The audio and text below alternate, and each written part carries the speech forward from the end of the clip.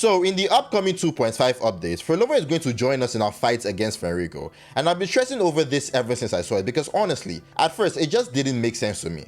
Why would a Fractidus member of all people suddenly want to be fighting alongside us? But then Wooden Wave dropped some well-documented lore giving us a deeper glimpse into Phrolova's backstory, and I started thinking about everything she's done in the Renesita arc. How her interventions have completely flipped the situation, how her actions basically reshaped the flow of entire storylines. And the conclusion I came to was pretty wild, because now, the only question in my head is, could Phrolova be the first instance of the Gathering Wives idea actually working in Wooden Waves? Could she be the first successful gathered wife? That's what we're going to dive into in this video. So if you're into this kind of content, make sure to hit the like button and drop your thoughts in the comments. Do you think there is a good reason Phrolova is joining us in our fights against Fenrico, or is it just another twist for shock value? Let me know in the comments, and of course don't forget to subscribe, hit the notification button to on any of my future video. Alright, let's get into it. Now, in case anyone's forgotten, let's do a quick recap of what we know so far since arriving in Renesita, especially when it comes to the Order and Phrolova. So when we first got to Renesita, we were introduced to three major factions, three central antagonistic forces, the Threnodian, the Order, and the Fractidus. Now, most of our direct combat encounters so far has been with the Threnodian and the Fractidus. We've had very little actual conflict with the Order. Yeah, they made appearances and they've stirred things up, but not in the same confrontational way.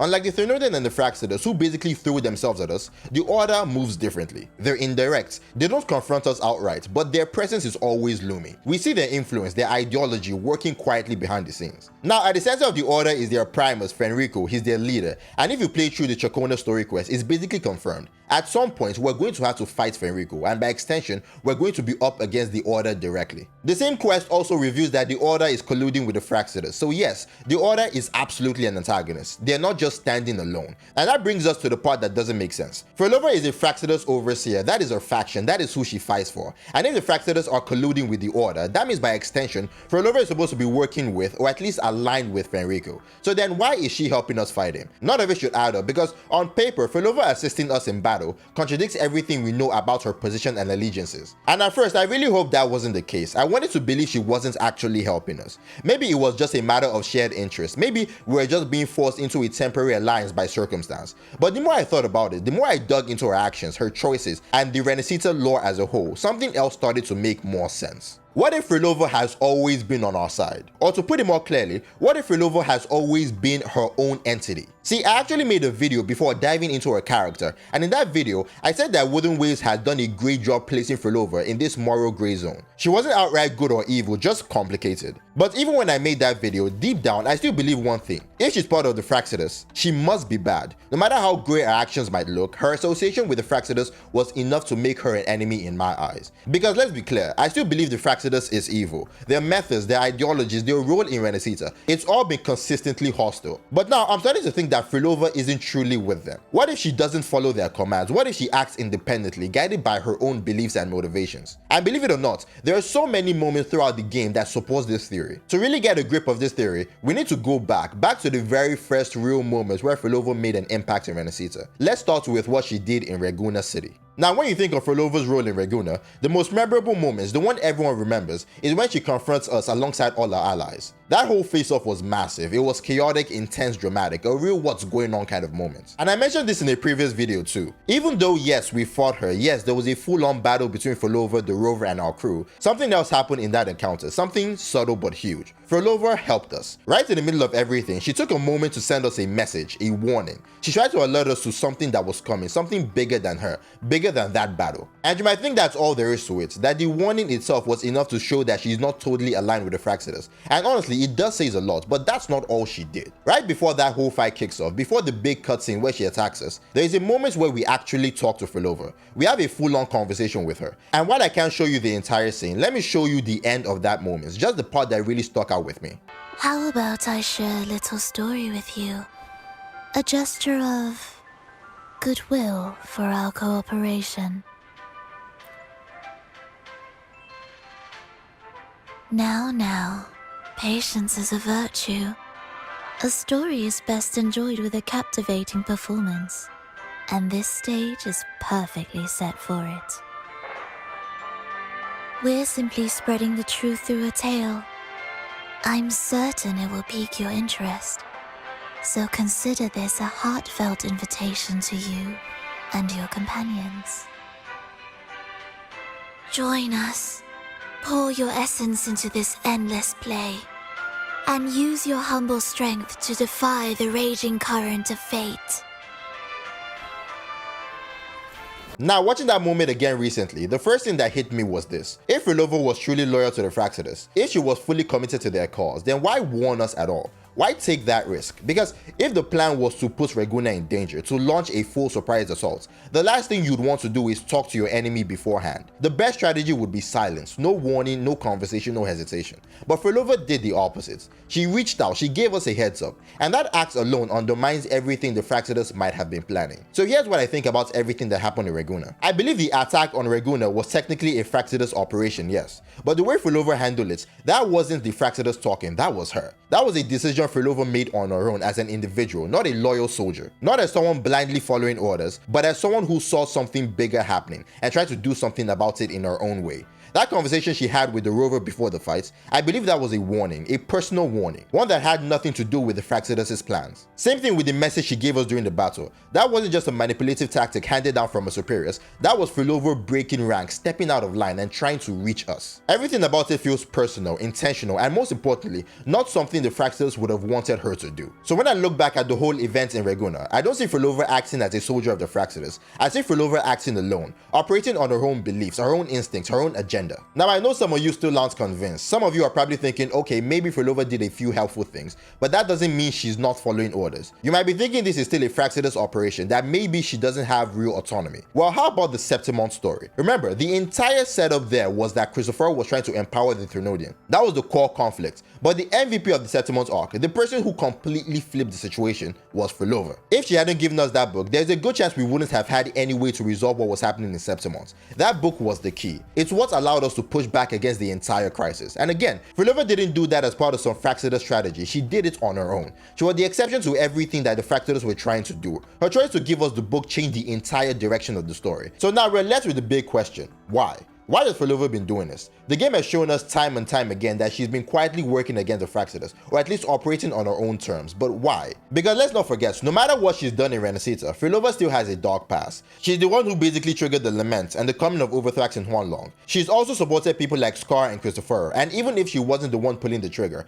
her involvement in those events has led to real death and destruction across the world. So again, why the sudden shift? Well, this is where that documentation I mentioned earlier comes in. Some of the newer lore drops gives us a clearer picture of who Phrolova really is. And honestly, I don't think the answer is some grand complicated twist. I think the answer is actually simple, maybe even painfully simple. So let's take a look at that documentation and see what it really tells us about Phrolova. In the About Phrolova section of that documentation, there are 4 main entries under it. She walks, she observes, she reminisces, and she waits. Now, while all 4 gives us some interesting insight into her character, I want us to focus on the last 2, she reminisces and she waits. Because from what I've seen, the first 2, she walks and she observes, mostly deal with her past. They reflect the Phrolova that once was, but the last 2, they speak to who she is right now, her present state of mind. The she reminisces entry says this: how she wishes she could turn back the clock. Whenever Phrolova lies down on a patch of grass in town, she feels drawn to the good old days. Whether the past is well worth the nostalgia, she can't say. She lifts her hand to the sky, picturing a past where the winds are gentle and the sun is warm. She likes everything about the past, especially her past self. And I think this is a moment that gives Phrolova something she's never truly had before: humanity.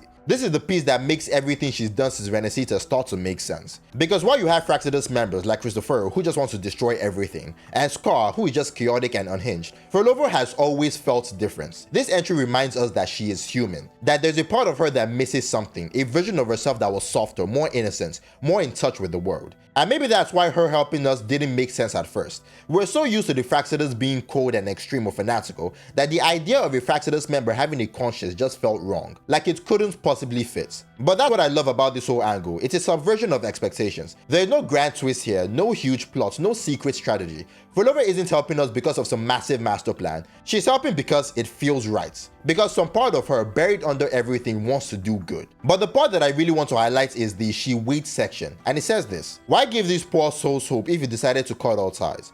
Phrolova looks on as that person bonds with one stranger after another and starts wondering if the Grand Architects picked her for these tasks as some sort of sick joke. However, she wants to see how all of this pans out and is happy to give a nudge here and there. Phrolova is nothing if not patient. She's waiting to see if those people will be disappointed yet again and if that person will choose to start over once more. She is dying to know why that person would ever make such a choice. Now, before we even talk about what this tells us about Phrolova herself, can we just take a second to appreciate how much lore is packed into this little paragraph? This makes it sound like Phrolova knows us, like really knows us. It hints that at some points when we had our full memory, we had some kind of bond with her, possibly even a friendship. And that changes things. And then there's this mention of the Grand Architect, a name that we haven't really encountered before. And based on the phrasing, they sound like the one pulling the strings, maybe even the leader of the Fractsidus. So yeah, this one paragraph alone gives us a ton to chew on. But now, let's bring it back to what it reveals about Phrolova as a person. And this is where I think Phrolova might actually be the right gathered wife, because the part I want to zero in on is this line. Phrolova looks on as that one person bonds with one stranger after another and starts wondering if the Grand Architect picked her for this task as some sort of sick joke. Now, I don't know how this sounds to you, but in my head, this sounds a lot like jealousy. Look at how it's phrased. One stranger after another. Not person, not others, not new allies. They use the word stranger. That word choice isn't casual. It makes it sound like Phrolova sees these people as nobodies, and it stings her that the rover can bond with all of them so effortlessly. And if she's calling them strangers, it implies she doesn't see herself as one. It hints that there was once a real connection between Phrolova and the rover, something meaningful that got lost along the way. So now, as the rover builds new relationships, she's just watching, and it's bothering her. Because from a point of view, the rover is choosing to look at her as an enemy, while opening up to all these people he barely knows. And honestly, this jealousy, this emotional tension, I think it gets even clearer in what she says after giving us the book. Read it. I hope the story speaks to you. The answers you seek lie within these pages. If we continue to meet as foes, the symphony grows monotonous. I confess I find it rather uninspired. You see, this is Phrolova basically telling us that she doesn't want to be seen as an enemy. She's open to be seen as something more, at the very least something different. So I want you to think back. Think about Raguna and Phrolova's intentions there. And not just Raguna, think about Septimont too. Think of everything she did. In Raguna, she helped us. She told us about a plan. She gave us access to those secrets. Then in Septimont, she gave us the book that could stop everything. Now, I want you to pair all of that with what we just talked about. That she did all this for two main reasons. One, because she wanted to reconnect with a more innocent version of herself, a version she deeply misses. And two, because she was jealous. She saw the rover making all these friends, Carlotta, Brandt, Rochia in Raguna, and Lupa in Renacita, and it hurt her. She wanted to be a part of that too. And honestly, this just makes everything click. There is no grand scheme, no twisted plan, it's just raw, simple emotion.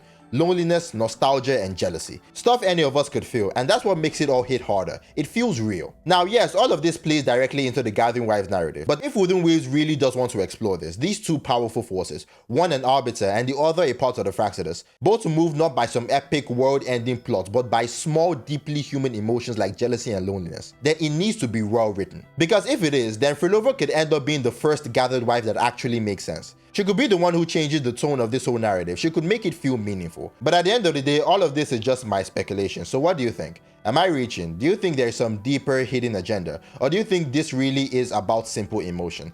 Let me know down in the comments, and as always, I'll catch you in the next one.